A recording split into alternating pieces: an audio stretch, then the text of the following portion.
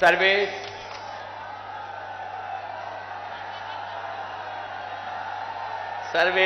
अंबेडकर जी, कोई बात नहीं, कोई बात नहीं, कोई बात नहीं।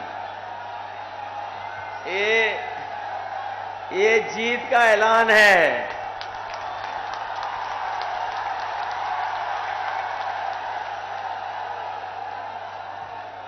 मुझे तो ये लग रहा है इस बार कि फर्रुखाबाद के लोगों ने ऐसा मन बनाया है कि सभी रिकॉर्ड इस बार तोड़ देगा फर्रुखाबाद।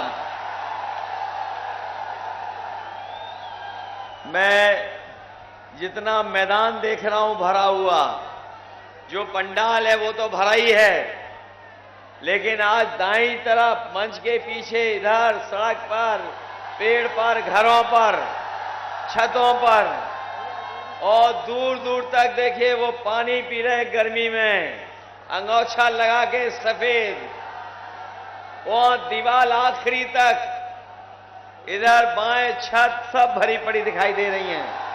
बाईं तरफ मां एक पेड़, नीम के पेड़ तक पर हमें लोग दिखाई दे रहे हैं। इसलिए ये जीत ऐतिहासिक जीत होने जा रही है। मंच पर उपस्थित डॉक्टर जितेंद्र यादव जी, डॉक्टर लक्ष्मण यादव, राम सेवक यादव जी, सरल दुबे जी, संकुता देवी जी, नीरज शाह, सर्वेश शाह, तहसीन सिद्दीकी जी, राजेंद्र पाल जी, रविंदर पालिया साहब, जंगारी लाल बाथम जी, इरफानुल हक कादरी साहब, रामानंद प्रजापति जी और कांग्रेस पार्टी के पदाधिकारी, महान दल के सभी पदाधिकारी और इंडिया गठबंधन के सभी नेता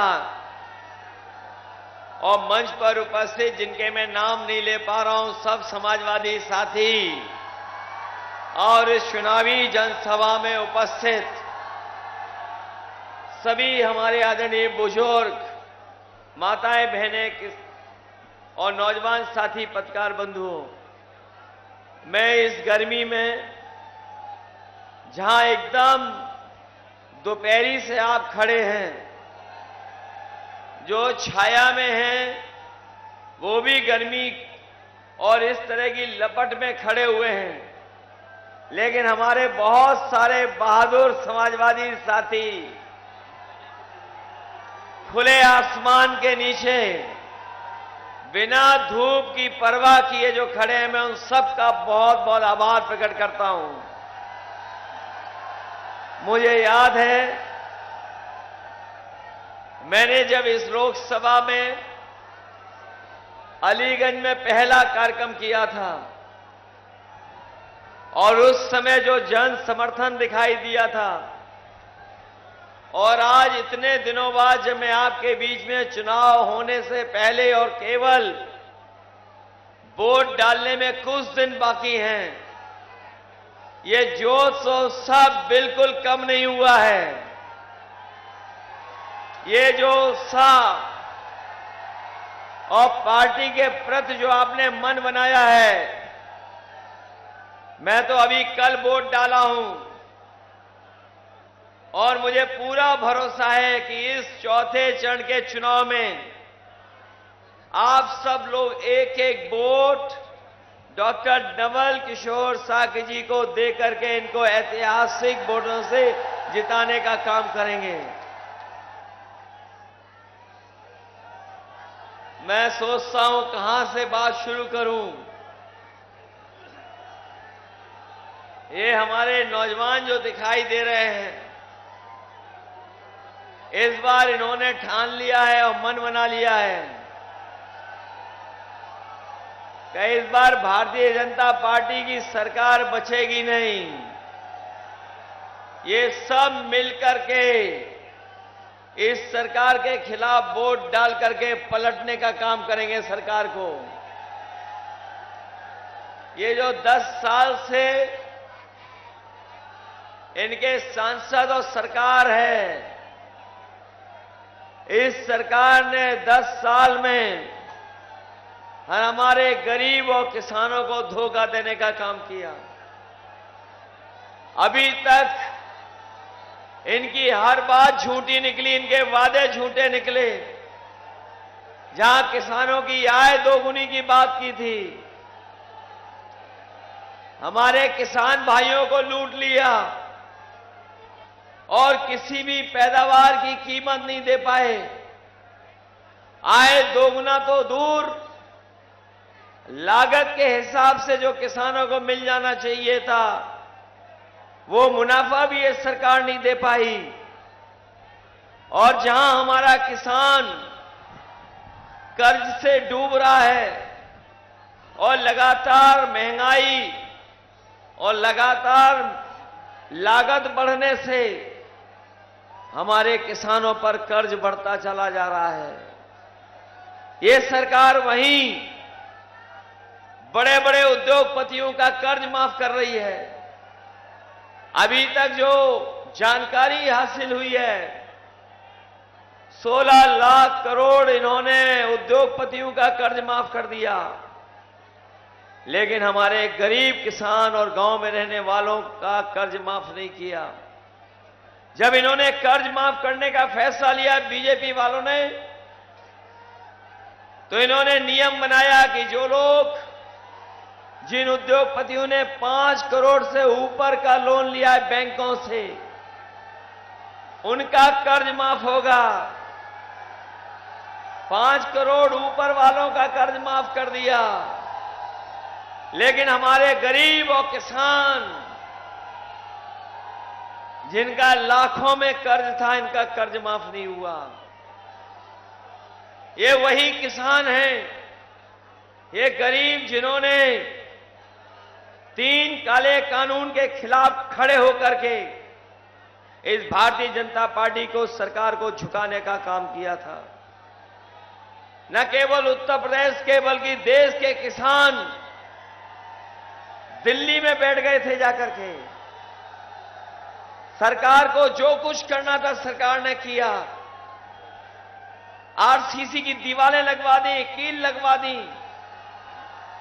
उनकी गाड़ियां नहीं जा सकती थी दिल्ली में।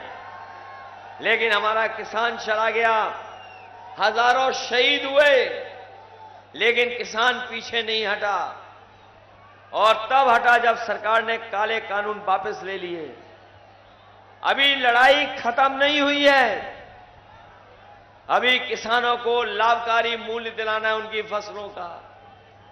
इसलिए इंडिया गठबंधन और समाजवादी पार्टी ने तय किया है कि जब सरकार में आएंगे तो किसानों को लाभकारी मूल्य उनकी फसलों का दिलाने का काम होगा। किसानों को कानूनी अधिकार देंगे। जहां किसान इनके खिलाफ खड़ा है, वहीं यहां नौजवान यहां जो आए हुए हैं वो तो जानते ही होंगे। ये नौजवानों ने भी इस बार मन बनाया इनके खिलाफ, क्योंकि नौजवानों के साथ और उनके भविष्य के साथ ये सरकार लगातार खिलवाड़ कर रही है। जो नौजवान सपने देख रहे थे नौकरी और रोजगार पाने के,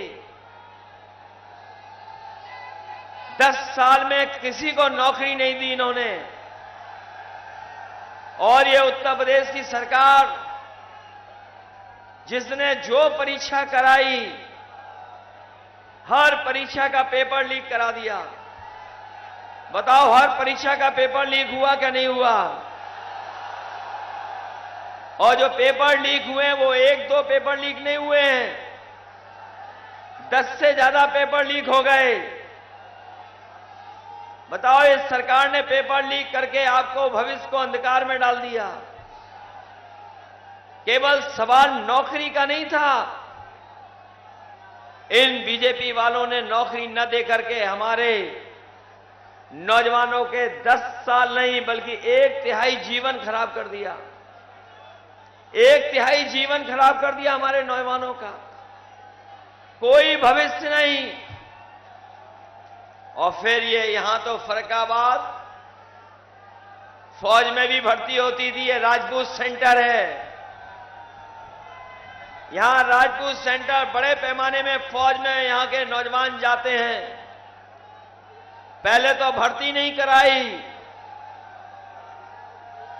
और जब फौज में नौकरी भी आई तो अग्निवीर वाली नौकरी आई। ये अग्निवीर नौकरी हम लोग कभी स्वीकार नहीं कर सकते। हम अपने नौजवानों को कह के जा रहे हैं कि आने वाले समय में इंडिया गठबंधन की सरकार बनने जा रही है। समाजवादी पार्टी के लोग पहले दिन ही अग्निवीर व्यवस्था को हमेशा हमेशा के लिए खत्म कर देंगे। बताओ, आपके साथ भविष्य के साथ खिलवाड़ की बीजेपी ने क्या नहीं की? और अभी तक जो परीक्षाओं से और पेपर लीक से जिन नौजवानों का भविष्य अंधकार में चला गया, उनकी संख्या 60 लाख है। और यही 60 लाख अगर हम जोड़ दें और इनके परिवार के 2 सदस्यों को जोड़ दें, अगर हम 3 एक परिवार के सदस्य मान लें जो इस सरकार से नाराज हैं, और 60 लाख बच्चों का भविष्य अंधकार में डाला है, तो 60 लाख का गुणा अगर हम 3 लोगों से कर दें तो 1 करोड़ 80 लाख बन जाता है। और यही 1 करोड़ 80 लाख जब 80 लोकसभाओं से भाग देते हैं तो हर लोकसभा में इनका 2,25,000 वोट कम हो गया। केवल नौजवानों का भविष्य अंधकार में डालने से और उनके मां बाप अगर इनके खिलाफ खड़े हो जाएंगे तो 2,25,000 वोट इनका हर लोकसभा में खत्म हो गया। बताओ, जिस लोकसभा में 2,25,000 वोट इनके खिलाफ हो गया हो और डॉक्टर नवल किशोर शाह के जैसा प्रत्याशी हो, तो बताओ बीजेपी का सफाया होगा कि नहीं होगा? याद रखना नौजवान साथियों, ये चुनाव हमारा आपका तो है ही है, लेकिन ये चुनाव हमारे आने वाली पीढ़ी के भविष्य का भी चुनाव है। ये बीजेपी के लोग संविधान को खत्म करना चाहते हैं। ये बीजेपी वाले जो दिल्ली से लखनऊ तक बैठे हैं, ये संविधान को खत्म करना चाहते हैं। संविधान को बदलना चाहते हैं। लेकिन जो हमें भरोसा मिल रहा है इस चुनावी जनसभा में, जो लोग संविधान बदलना चाहते हैं उनको फर्रुखाबाद की जनता बदल देगी और उनकी जमानत जब्त कराने का काम करेगी। ये संविधान वो है जो हमें अधिकार देता है। ये संविधान बाबा साहब का वो है जो हमें सम्मान दिलाता है। ये संविधान हमारे आपके लिए संजीवनी है। बताओ, संविधान बचाओगे कि नहीं बचाओगे? ये कई सभाओं में हम लोग चर्चा करते हैं कि अभी तो अग्निवीर की नौकरी 4 साल की है। हालांकि आज हमारे खाकी वर्दी वाले भाई लोग बहुत अच्छा काम कर रहे हैं, हमें बचा रहे हैं। ये मनी मन आपके साथ हैं। ये ऊपर से कुछ और दिख रहे हैं लेकिन मन से आपके साथ हैं। ये भी डर रहे हैं। इनको भी डर खाया जा रहा है कि अगर बीजेपी वाले आ गए तो फौज की नौकरी की तरह हमारी भी 3 साल की नौकरी ना कर दें। जब ये बात मैं कहता हूं तो पत्रकार साथी हमसे सवाल पूछते हैं कि कैसे 3 साल की नौकरी हो जाएगी। तो मैं उनसे पूछता हूं, बताओ किसी को पता था कि 4 साल की अग्निवीर की नौकरी हो जाएगी?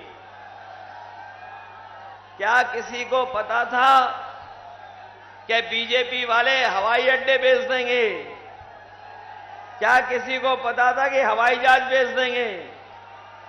क्या किसी को पता था ये बंदरगाह बेच देंगे, पानी के जहाज बेच देंगे? क्या किसी को पता था कि सरकारी नौकरियां आउटसोर्स पे कर देंगे? क्या पता था कि आईएएस की भी भर्ती लेटरल एंट्री से कर देंगे? और क्या पता था कि जो लेटरल एंट्री से नौकरी पा रहे हैं उनको आरक्षण में नहीं शामिल किया जाएगा, आरक्षण नहीं दिया जाएगा लेटरल एंट्री में? और क्या पता था कि आधी रात को नोटबंदी हो जाएगी? अगर ये सरकार ऐसे फैसले ले सकती है तो 4 साल नहीं 3 साल की भी नौकरी कर सकती है। इसलिए सावधान रहोगे कि नहीं रहोगे? ये वैक्सीन लगवाने वाले कितने लोग हैं यहां पर? तो मैं जो बीजेपी वालों ने वैक्सीन लगवाई, उस वैक्सीन कंपनी से भी बीजेपी वालों ने पैसा वसूल लिया। बताओ पैसा वसूला कि नहीं वसूला? और सबको फ्री वैक्सीन लगवा दी। अब तो सुनने में आया है कि जिनके वैक्सीन लगी थी उनको दिल की बीमारी जल्दी हो रही है। जब फ्री वैक्सीन सरकार ने लगाई है तो हमारे गरीबों का इलाज भी फ्री करें, जांच भी फ्री कराएं और ईसीजी फ्री कराएं। अब सोचिए, जिनके वैक्सीन लगी और जिन्हें सर्टिफिकेट मिला है, वो सर्टिफिकेट देख के बताओ भारतीय जनता पार्टी के खिलाफ वोट डालेंगे कि नहीं डालेंगे? जहां इन्होंने वैक्सीन से पैसा वसूला, वहीं इलेक्टोरल बॉन्ड के नाम पर बड़े बड़े उद्योगपतियों से पैसा वसूल लिया। बताओ चंदा वसूला इन्होंने कि नहीं वसूला? इन्होंने चंदा वसूल लिया और इस चंदा वसूलने की वजह से भी महंगाई है। ये जो बड़ी बड़ी कंपनियां जिनसे इन्होंने पैसा वसूला, आज वो मुनाफा कमा रहे हैं और मुनाफा कमाने की वजह से महंगाई भी है। और ये जो महंगाई वाला मामला चल रहा है, ये लोग लगातार महंगाई बढ़ रही तो सरकार ने बोरी की चोरी भी शुरू कर दी। पहले 5 किलो चोरी की, अब फिर 5 किलो चोरी कर ली। बताओ चोरी हो गई कि नहीं हो गई? पहले 5 किलो चोरी की थी इन्होंने खाद से और फिर 5 किलो चोरी कर ली। ये बोरी की चोरी बीजेपी वालों ने पार्ले जी बिस्किट पैकेट से सीखी है। ये पार्ले जी बिस्किट पैकेट पहले इतना बड़ा मिलता था, अब बताओ महंगाई और मुनाफे के चक्कर में छोटा हो गया कि नहीं हो गया? अब कितने का मिल रहा है पैकेट? 5 बिस्किट का है। सरकार दोबारा आ गई तो 1 बिस्किट वाला पैकेट मिलेगा। इन्होंने 5 किलो बोरी से चोरी की, पहले खाद फिर कर ली, और ये भविष्य में सरकार में आ गए तो खाद भी पाउच में देंगे। ये राशन जो गरीबों को मिल रहा था, जब इन्हें वोट चाहिए था तो ये रिफाइन तेल दे रहे थे। रिफाइन तेल मिल रहा था गरीबों को, दाल दे रहे थे और भी कुछ दे रहे थे। लेकिन आप बताओ राशन गरीबों को कौन सा मिल रहा है? राशन में क्या दे रहे हैं आजकल गरीबों को? ये जो दे रहे हैं लगता बहुत पौष्टिक है। हम अपने गरीबों को भरोसा दिला के जा रहे हैं। इंडिया गठबंधन और समाजवादी पार्टी राशन की गुणवत्ता को बेहतर करेगी। राशन अभी पर्याप्त नहीं है, राशन की मात्रा बढ़ाएंगे। और जिस तरीके से आजकल संपन्न लोग पैकेट का आटा बाजार से लेकर के, और ये जो पैकेट का आटा मिल रहा वो पौष्टिक भी है कई, तो इस बार राशन की मात्रा बढ़ा करके और पैकेट का आटा गरीबों को देने के साथ साथ हम लोग डाटा भी फ्री देंगे नौजवानों को और गरीबों को, क्योंकि डाटा भी आजकल जरूरी है। ये बड़ी बड़ी कंपनियां पहले आई थी तो फ्री डाटा दे रही थी, जब मुनाफा कमाने लगे तो डाटा का भी पैसा ले रहे हैं। इसलिए गरीबों को आटा और डाटा भी हम लोग फ्री देने का काम करेंगे। समाजवादियों ने लैपटॉप भी दिए थे, याद होगा आपको। जिनके पास आज होंगे वो चल रहे होंगे, जब ऑन करते होंगे तो नेताजी और हम लोग ही दिखाई देते होंगे। उन लैपटॉप की भी नकल कर ली सरकार ने। हम लोगों ने इतना बड़ा लैपटॉप दिया, इन्होंने मोबाइल कितना बड़ा दे दिया, स्मार्टफोन छोटा कर दिया कि नहीं कर दिया। और हमारी और नेताजी की फोटो आती थी, उसकी भी नकल कर ली। नकल की कि नहीं की नकल उन्होंने। इसलिए हम आपसे कहना चाहते हैं, जो जो व्यवस्था समाजवादियों ने बनाई थी, एम्बुलेंस की व्यवस्था वो खराब कर दी, पुलिस का 100 नंबर वाली व्यवस्था वो खराब कर दी, और आज गरीब को कहीं भी सरकारी इलाज नहीं मिल पा रहा है, न दवाई मिल पा रही है। आपको गंभीर बीमारी के लिए दूर दूर तक जाना पड़ रहा है। जो यहां के अस्पताल हैं वो भी ठीक नहीं कर पाई है सरकार। और हमारे फर्रुखाबाद के लोगों के साथ बहुत भेदभाव हुआ है। और भेदभाव हुआ कि जो गंगा एक्सप्रेसवे आपके होकर के निकलना था, वो बगल के जिले वाले ले गए, मोड़ ले गए। वो बगल के जिले के लोग मोड़ ले गए। और वो आपने सदन में भी सुना होगा, क्या फर्रुखाबाद वाले खाए गन्ना और हाईवे ले गए। लेकिन हम अपने फर्रुखाबाद वालों को भरोसा दिला के जा रहे हैं, भविष्य में समाजवादी सरकार बनेगी तो जो रोड आपसे दूर छूट गई, गंगा एक्सप्रेसवे और आपका आगरा लखनऊ एक्सप्रेसवे, हम आपको भरोसा दिला के जा रहे हैं कि फर्रुखाबाद वालों को भी 6 लेन से गंगा एक्सप्रेसवे और आगरा लखनऊ एक्सप्रेसवे से जोड़ने का काम करेंगे। न केवल उससे जुड़वाएंगे, बल्कि फर्रुखाबाद के हमारे जागरूक लोग जानते होंगे, ये जो ग्वालियर से इटावा होकर के फतेहगढ़ होकर के बरेली तक जाती थी, ये लिप्पू लेक वाली सड़क जो चीन की सीमा तक पहुंचती है, इसको भी 6 लेन बनाने का काम और उसकी मांग की थी हम लोगों ने, लेकिन इन्होंने छोटी कर दी। भविष्य में सरकार बनेगी तो इस सड़क को भी चौड़ा कर करके आपको ग्वालियर, इटावा से और इधर बरेली से जोड़ने का काम हम समाजवादी लोग करेंगे। इसलिए मदद करिए, इस चुनाव में मदद करोगे सब लोग। ये मान लें कि फर्रुखाबाद हम लोग रिकॉर्ड मतों से जीत रहे हैं। वोटिंग वाले दिन घबराओगे तो नहीं। वोटिंग वाले दिन अगर बीजेपी वाले गड़बड़ करें तो बहादुरी के साथ मुकाबला करोगे कि नहीं? मुकाबला करोगे? आप लोग जानते होंगे जो हारने वाले हैं लोग वो खिसिया जाते हैं। बताओ बीजेपी वाले खिसिया गए कि नहीं खिसिया गए? अभी तक जहां जहां वोट पड़ा है बीजेपी वाले बहुत पीछे छूट गए हैं, बहुत पीछे छूट गए।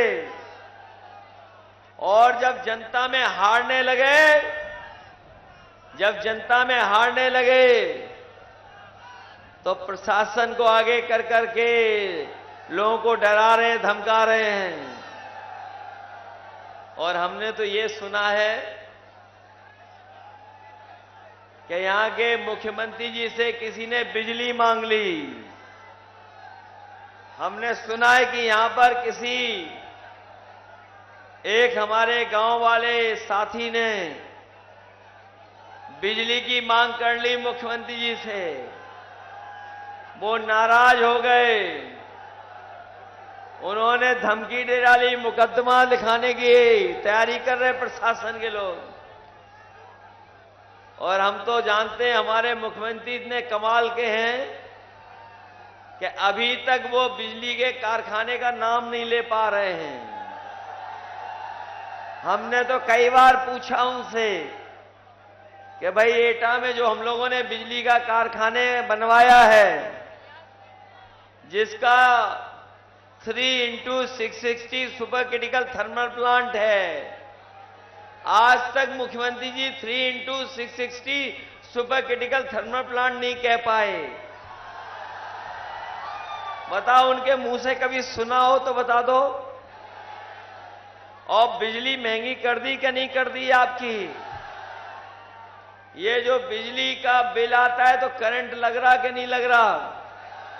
समाजवादी लोग तो 300 यूनिट फ्री बिजली दे रहे थे, लेकिन इन बीजेपी वालों ने मीटर लगवा दिए घरों में, और मीटर ऐसे लगवाए जो तेज भाग रहे हैं, बिल ज्यादा दिलवा रहे हैं, और बिजली भी नहीं आ रही है। इसलिए मदद करोगे आप सब लोग। हम आपको भरोसा दिलाते हैं कि ये फर्रुखाबाद वो है जिसने डॉक्टर राम मनोहर लोहिया को जिता करके लोकसभा में भेजा था। ये समाजवादियों की कर्मभूमि रही है। जहां आप लोग फर्रुखाबाद डॉक्टर नवल किशोर जी को जिता रहे हो, वहीं पड़ोस में हमारी भी मदद कर देना। ये जो कन्नौज आपके ही जिले से निकल के गया है, बताओ, कन्नौज आपके जिले से ही निकल के तो गया है। तो जहां डॉक्टर नवल किशोर जी की मदद कर रहे हैं, तो हमारी भी मदद करोगे? अब ऐसा ना हो कि डॉक्टर नवल किशोर जी को ज्यादा वोट से जिता दो और हम पीछे रह जाएं। ऐसा तो नहीं है। और ये जो 10 साल से सांसद है, इन्हें क्या दिया है आपको बताओ? ये बड़ी बड़ी होर्डिंग हो सकता है फर्रुखाबाद में भी लग गई हों। ये जो डबल इंजन वालों ने, ये जो डबल इंजन की सरकार बोल रहे हैं, इन्होंने बड़ी बड़ी होर्डिंग लगाई होंगी। कई होर्डिंग में इनका एक इंजन गायब है। बताओ, होर्डिंग में इंजन गायब है कि नहीं है? और ये जो खटारा इंजन है, इसके लिए तो जगह भी नहीं है उसमें। बताओ, कहीं होर्डिंग में इस खटारा इंजन की है तस्वीर कहीं? तो जब उन्होंने पहले से ही गायब कर दिया उन्हें, तो बताओ आप गायब करोगे कि नहीं करोगे? बताओ, इस सांसद को हटाओगे कि नहीं हटाओगे? इसीलिए अभी हमें दिल्ली से गाना मिला है ऐसे सांसदों के खिलाफ। ऐसे सांसदों के खिलाफ हमें दिल्ली से गाना मिला है। बताओ, आप भी सुनोगे कि नहीं सुनोगे? तो हम अपने इनसे कहेंगे, भाई दिल्ली वाला गाना इनको भी सुनवाइए, जरा सुनवाइए इनको, और मदद करना डॉक्टर नवल किशोर जी को ऐतिहासिक वोटों से जिताने का काम करना। इन्हीं शब्दों के साथ आप सबका बहुत बहुत धन्यवाद और बहुत बहुत आभार प्रकट करता हूं।